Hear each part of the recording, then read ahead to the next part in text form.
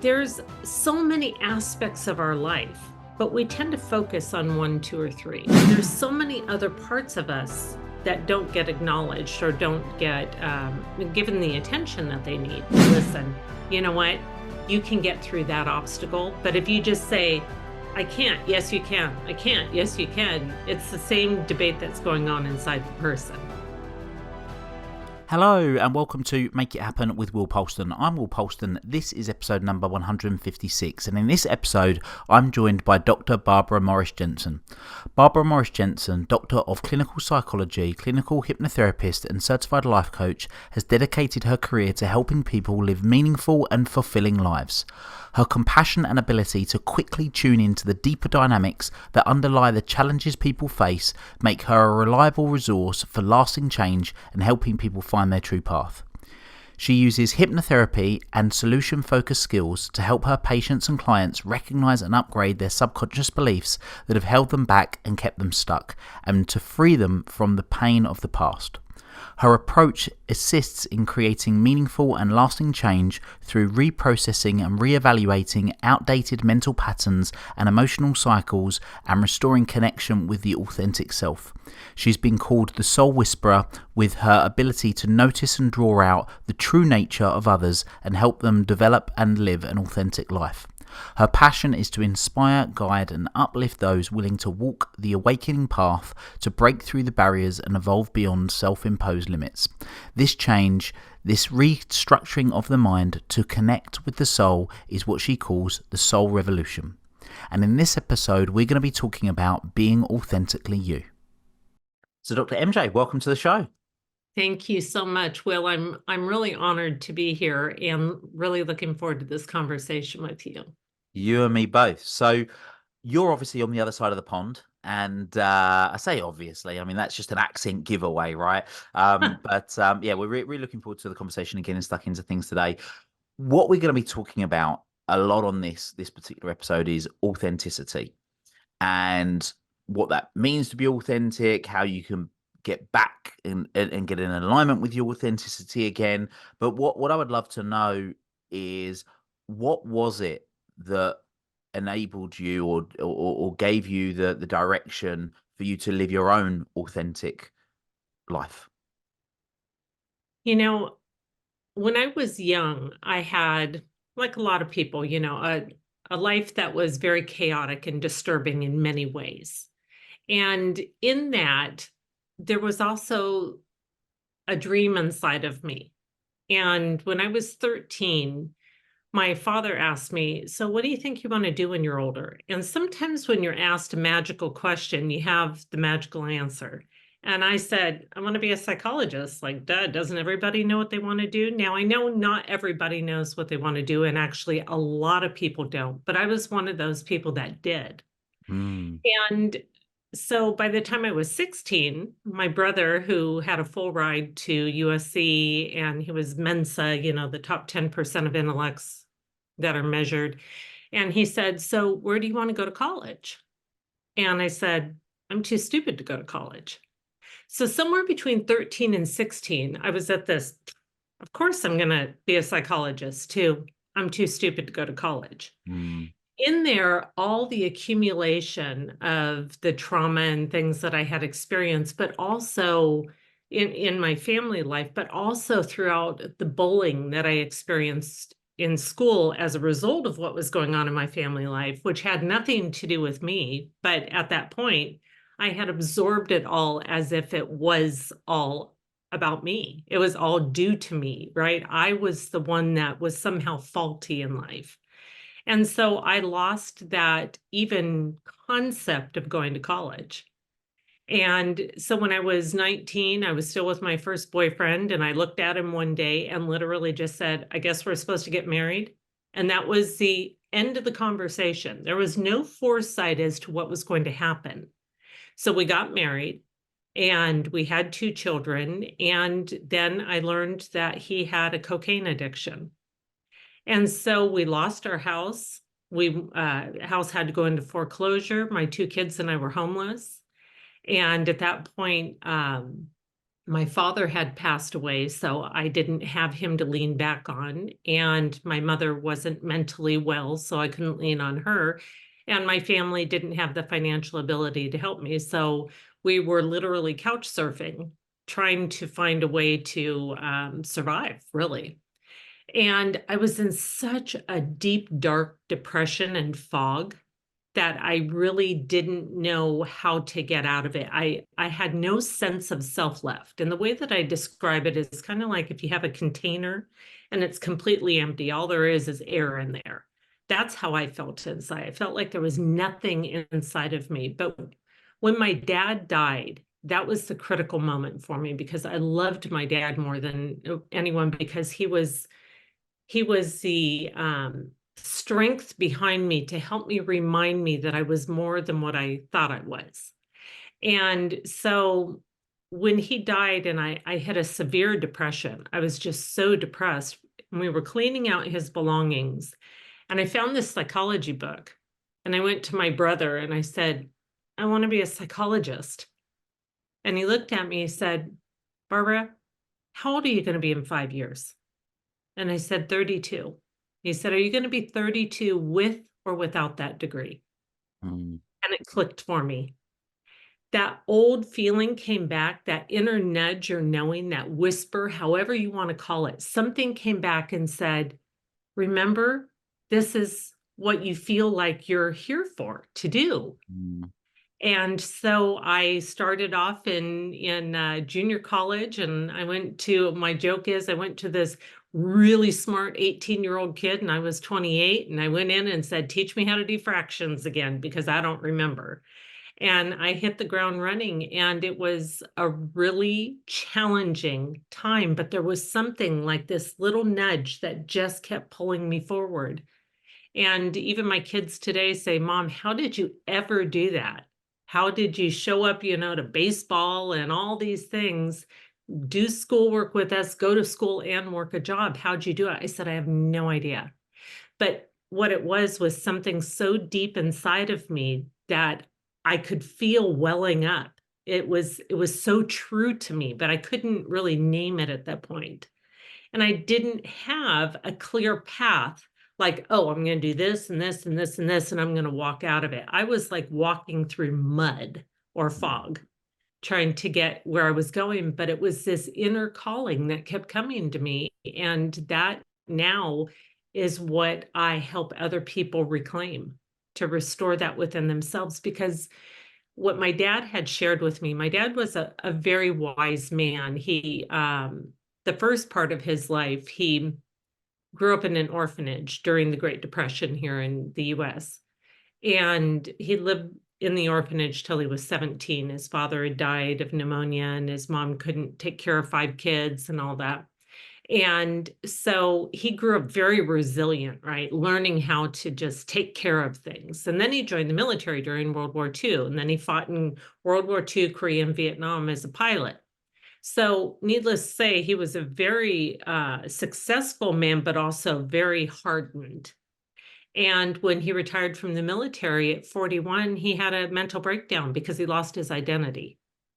And so that sent him off to the east, and he's left our family and went into a monastery for about 4.5 years until he reclaimed that part in himself. So when he came back home, that's the father I was raised by because I was the last in line.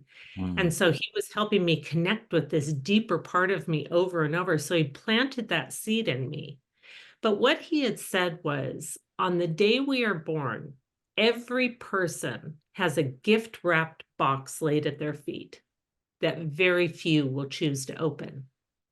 And to me, that box is your authenticity. It's that true sense of you. It's not this purpose outside of there, but that's how it gets expressed, right? And that could be through someone, as you described in your TEDx talk about your mom, who is a wonderful homemaker, cutting off the edges of the bread, right? That she obviously loved caring for you. And so it doesn't have to be someone's a CEO out there, but it's finding this thing that just fills you up inside. And through that course and figuring out what would actually restore that for me. It was a really windy road and a really steep one. But as I pulled all the pieces together, that helped me reclaim that inside of myself rather than feeling like I'm empty now. I feel like I describe it as like having a cat suit on where I'm filled up to the fingertips, and I feel full inside and it's an amazing feeling, but I know I was born that way. And that's what I hadn't realized early on. So you said that you thought you were born that way, but then you said at 13 years old, that was when you realized that you wanted to be a psychologist. So what was it that happened at 13 that made you want to be a psychologist then? Well, it was what I really believe was my dad just happened to ask me the right question. Right. Which was? Often kids have so much brilliance inside of them in so many ways, whether it's character and humor, or you just happen to ask them that right question. And then what flows out of their mouth is like, wow, had no idea. And so my dad, honestly, he was outside doing yard work and I was leaning in my bedroom window talking to him like this. And he just happened to ask me that question. And I was like, well, that's what I'm going to do. So that's how it honestly came about. There was I hadn't thought, I wonder what it's like to do this or do that. No, it just kind of flowed out of me. Wow. Okay. And then obviously the big thing is that you had sort of lived incongruently for such a long period of time until the point where it's like, right, I'm 28, I'm going to get this done now, and or do overcome the obstacle, because that's what I see so often is so many people, they actually are clear on what they want in the same way that you were clear from 13 years old, you wanted to be a psychologist. But the thing that gets in the way is the obstacle. It seems like the mountain they can't climb, the mountain they can't overcome. And that's essentially what you now what you help people overcome, whether that's getting to the root cause of the block, whether it's dealing with outdated beliefs, whether it's dealing with those inner critics, and overcoming that. So if somebody right now is listening to this show and they are like, yeah, I really want X, whatever it is. I want to be X. I want to have X. I want to do X, but Y is in the way. Where do they start with the process of overcoming that mountain or whatever it may be that's in the way? Well, where I start people in my clinical practice, I work as a clinical hypnotherapist, I work as a clinical psychologist, and also I weave in life coaching in there. So they get kind of a 3-for-1 in there. Where I start with people is I want to know what that little kid was like. Mm, So within us, we've heard the phrase for years, if not decades, about the inner child, which is very real. We are the accumulation of every age we have ever been. So if mm. you think back to your 5th birthday or your high school graduation or whatever, we go back to those memories because we have all those parts inside of us. And so when we go back and we look at the small child, babies are born happy. Babies are born asking or demanding what they need. They're hungry at 2 a.m. They don't say, oh, I don't want to wake up mom and dad, right? They say, no, I deserve this. But it's not from an egoic place. It's a place of inner knowing. My body's hungry. There is no thinking going on. And it asks for what it needs. It receives what it needs. So there's this flow that happens in their life. Now, that's for most of children, I understand, not all. And when that flow is happening, the child doesn't have any dysregulation going on inside the body. Now, there might be momentary, like the parent can't get to the child quite as quickly as the child needs, but eventually the need gets met, so it gets soothed down. But every time that the need doesn't get met, let's say it's, the child falls off their bike and they get injured and the parent says, get up. Okay, well, that can be a resilience, right? Learn to get up, get back on the bike. But sometimes we need that connection before we get back on that bike. Like, are you okay? Can you get back on that bike? No, I can't. Are you sure? And so when someone checks it out with us, it literally helps us to regulate our own nervous system. And when we're in that dysregulated state, we can't trust ourselves anymore. So it's really going back to the very beginning. And so I take people often through a hypnotherapy process where we go all the way back to the very beginning, and we just look for all the pains that started. And then we help them look through adult eyes back at that pain that the small child couldn't make sense of. So between the ages of 0 and 7, our brain is accumulating 95% of everything that it's ever going to accumulate. And it sets down a blueprint or a track. It sets down a pattern and habits and conditions that we live by. And then if, say, in high school, you decide to play the guitar, you've never played anything like that, that's your other 5% out there. But everything else, your ABCs and 1, 2, 3s, are all building upon each other, as do our life experiences. And so when we're going through these experiences and we're just absorbing, but something feels off in the body, we have to go back and find that place. And so just talking about it, people come up with this higher level of thinking that tries to reason why things happen. But if we don't get down to the 95% of that subconscious mind to find out what the real story is in there, and then to find the other half of the story that was never told, like my dad was gone because he was having a mental breakdown that actually helped the family later, but that wasn't the story my 1.5-year-old told or my 4-year-old told. It was desperation. My mother had paranoid schizophrenia. The world was a mess. But in hindsight, my adult eyes can look back and say, oh, I see why it happened. It wasn't about me. He had to go through that metamorphosis in himself so he could come back. It doesn't excuse what happens, but it helps a higher sense to bring in pieces to the story that weren't there so that we can think about it differently. And once we do that, we can let the emotion go of it. So it's really starting back at the beginning and accessing these parts of ourselves that have been left, what I say, left in the rubble.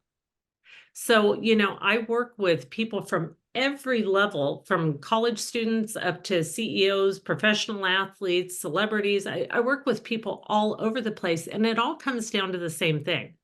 It doesn't matter what status you have out there in the world or what intellect you have. At the core, there's a little child inside.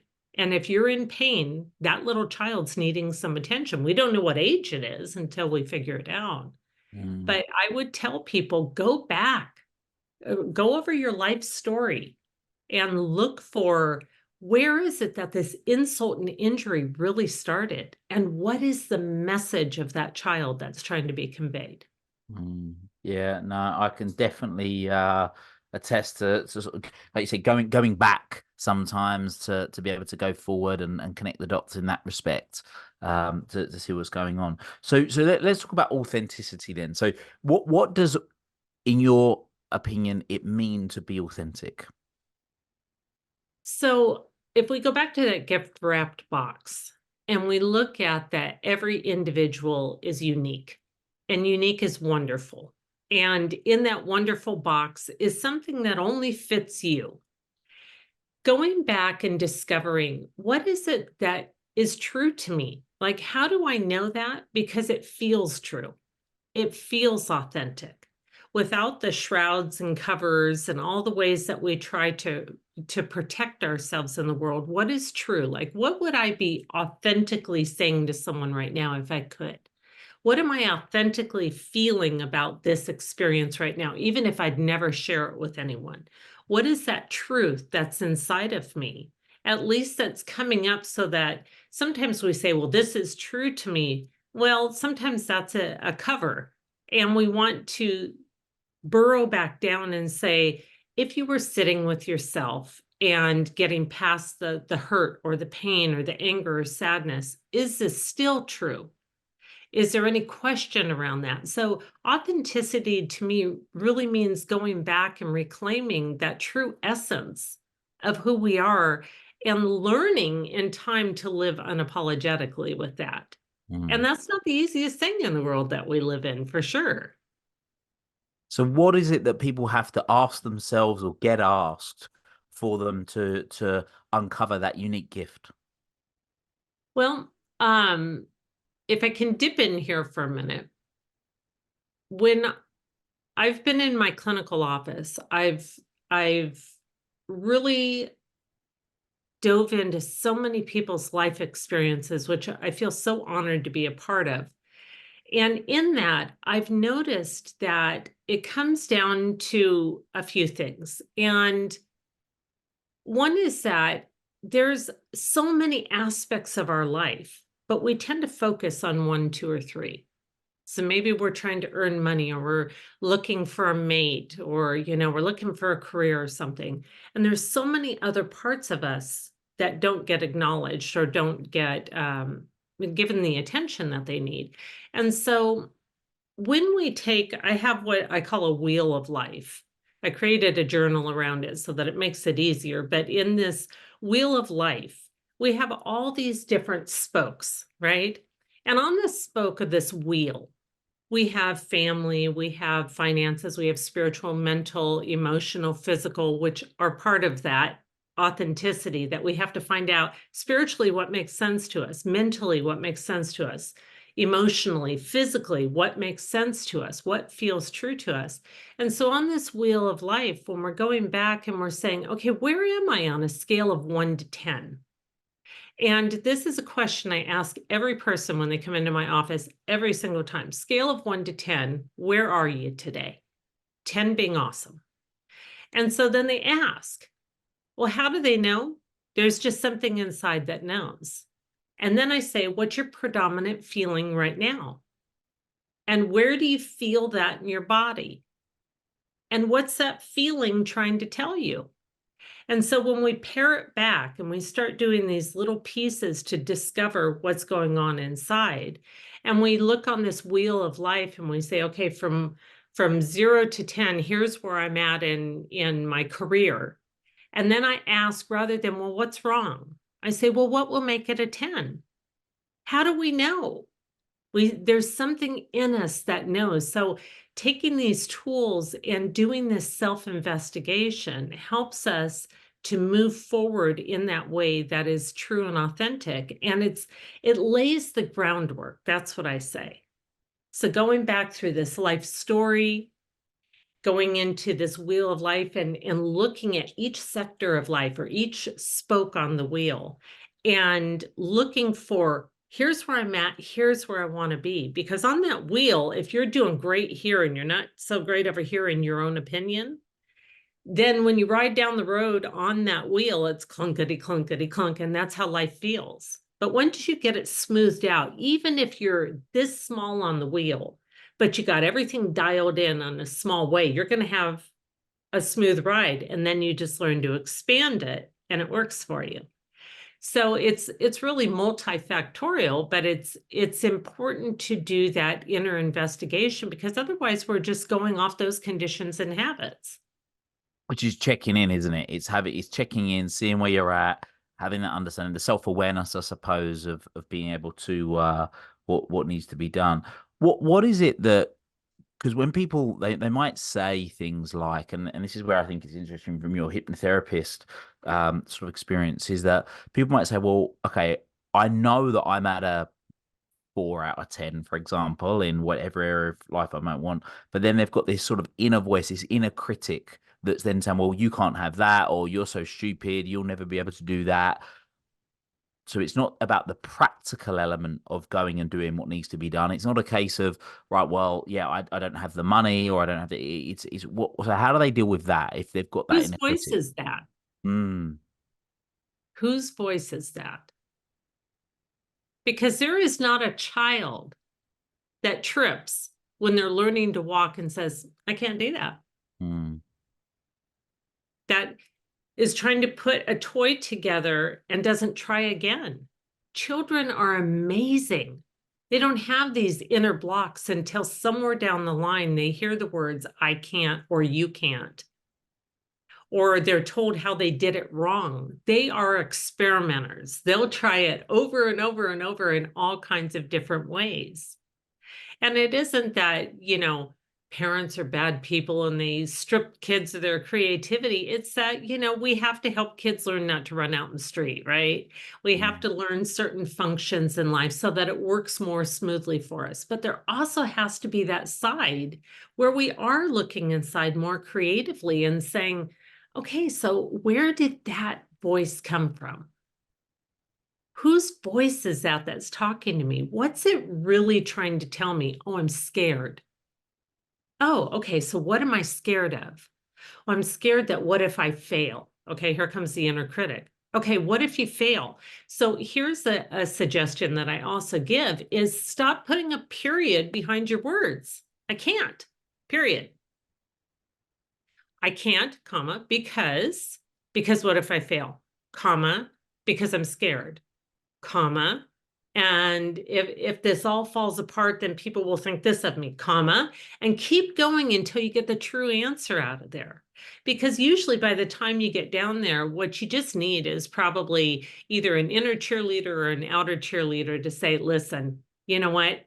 You can get through that obstacle. But if you just say, I can't, yes, you can. I can't, yes, you can. It's the same debate that's going on inside the person.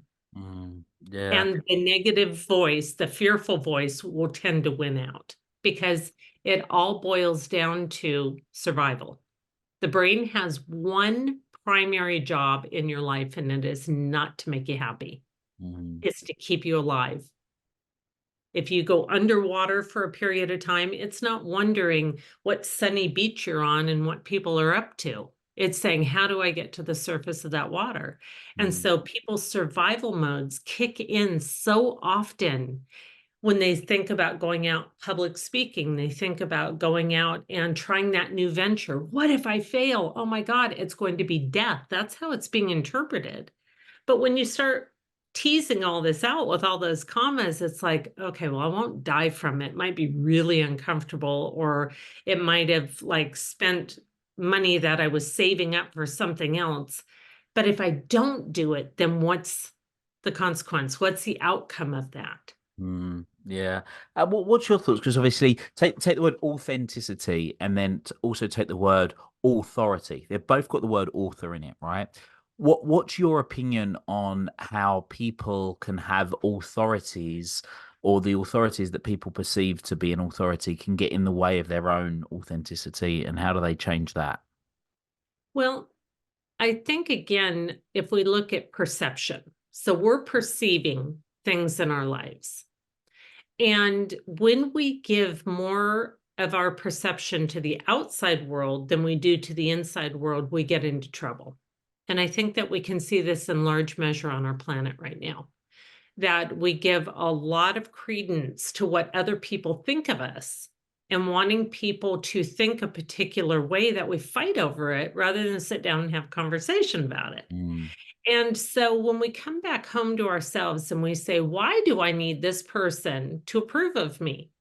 Why do I need this person to tell me what's right for me versus I want to tune in, see what's right for me, and then I want to be authentic about that, but in a non-abrasive way. And so it's having that author be the author of your story, but without having to fight yourself or someone else in it. mm, And so when we, because even those of us that think that, oh, I don't ever do that to people, we all do. We all do it. If we get opinionated about something or we get fearful about something, we will try to become the authority. So it's kind of this up and down that happens in our lives, but we want to be aware of it. And so when we're looking at balancing it out, like where am I maybe coming on too strong or where am I coming on too passive? And how can I balance that for myself? At the end of the day, across this beautiful planet, it's all about you, and me, and me, and showing up the very best person we can be for ourselves and each other. Because that's when we're of the greatest service to ourselves and we're of the greatest service to other people, but not egotistically. And I want to make sure to say something about the ego. The ego has a very powerful role in our life for a very good reason. It's not an all bad thing like, oh, that person's so egotistical. No, the ego is also a cheerleader. The ego is the one that says, yes, you can, come on, you can do this. And it can also be the one that can take on a heavier slant that says, I'm better than, which covers pain or fear, another deeper emotion in there. And so even that we want to balance. Like, it's okay to have this ego that says, I can get to that next level, while balancing out that ego that wants to take dominance or authority over someone else. So it really is about that authoring of your own story and how that story gets left out in the world. And one way that I would share about that is when you think about your name at the end of your life with 3 dots behind it, an ellipsis, right? Will Polton, dot, dot, dot. What would people say?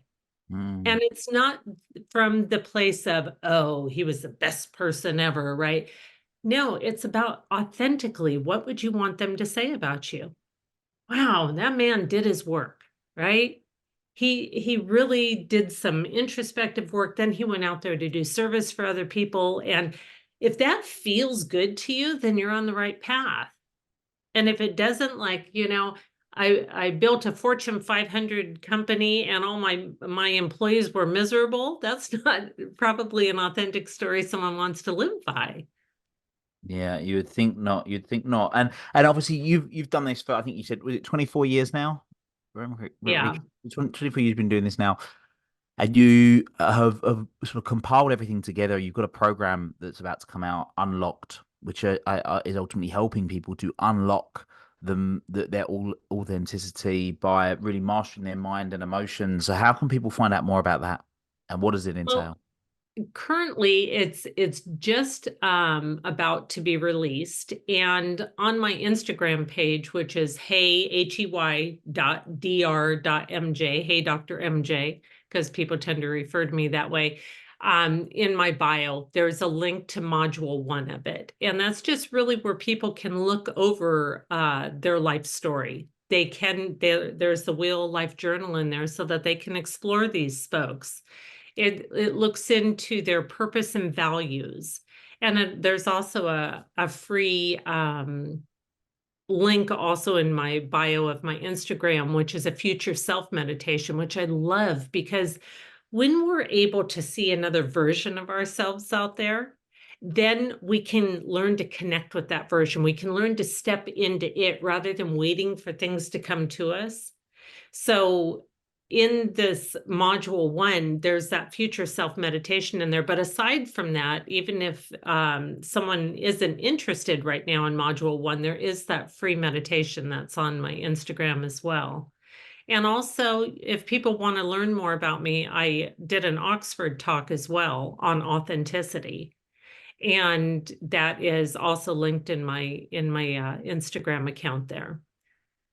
And then from the module 1, then there will be an opportunity to move into the full program of Unlocked, Master Your Mind and Emotions. And it's a 12 module course, and there's a lot in it. And the reason is because when I was going through my own experience, I went to therapists, coaches, I did courses, I listened to videos, read books, but I felt like it was piecemeal for me. And I was really suffering. I mean, I was depressed, I was anxious, and I was suicidal.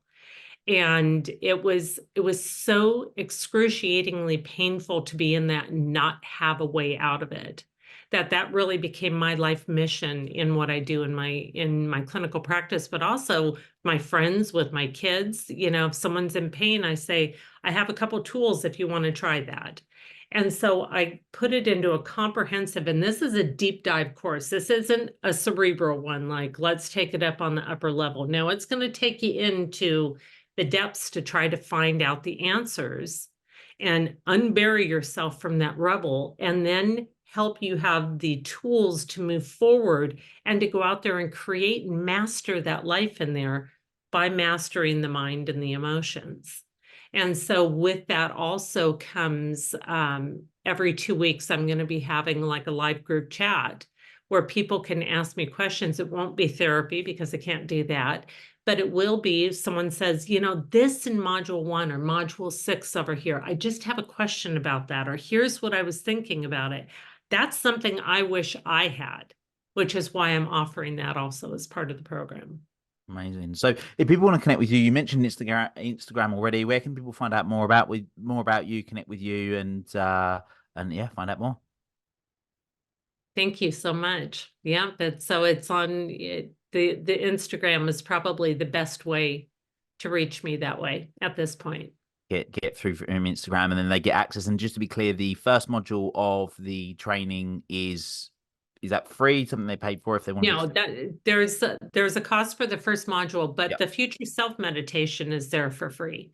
Wow. And Okay. it's something that can be listened to on a regular basis, because it just takes you into a different part of yourself. So it's, if you call it an altered state or just a different part of yourself, but it takes you into that place where you start seeing yourself out there. And it helps to start unlocking that process, but it's also in module 1 as part of it. Amazing. Well, Dr. MJ, thank you so much for joining me on the show from the other side of the pond and being able to share about being authentic. So, absolutely, if you've been listening to this thinking, do you know what, this is really interesting. Am I living congruently right now? Could I be more authentic? Then go and check out Dr. MJ to find out more. So, Dr. MJ, thank you so much for joining me on the show. Thank you, Will. I truly am. I'm so appreciative, and I'm just very grateful to you. I want to say before we finish, for you also looking at how you can be of service to others, because as you talk about that ripple effect, I say the same thing and I say it differently, but it's the same, that we're all on this giant cosmic web together. And on this web, we all have our own unique string. And on that string, we want to harmonize it, because when we harmonize it, it helps harmonize the other strings around us, starting with our family and then our friends and then our workplace and our community and our world. So it expands out just like that ripple effect. Absolutely. Well, thank you very much. Thank you. I Thank appreciate you. that. Well, everyone that's been listening, I hope you found this useful. Until next time, make it happen. Thank you for listening to Make It Happen with Will Polston. I hope you've enjoyed this episode. Please feel free to share it with anybody that you think could benefit from it, and also make sure that you hit subscribe so that you get the new episodes as soon as they're released.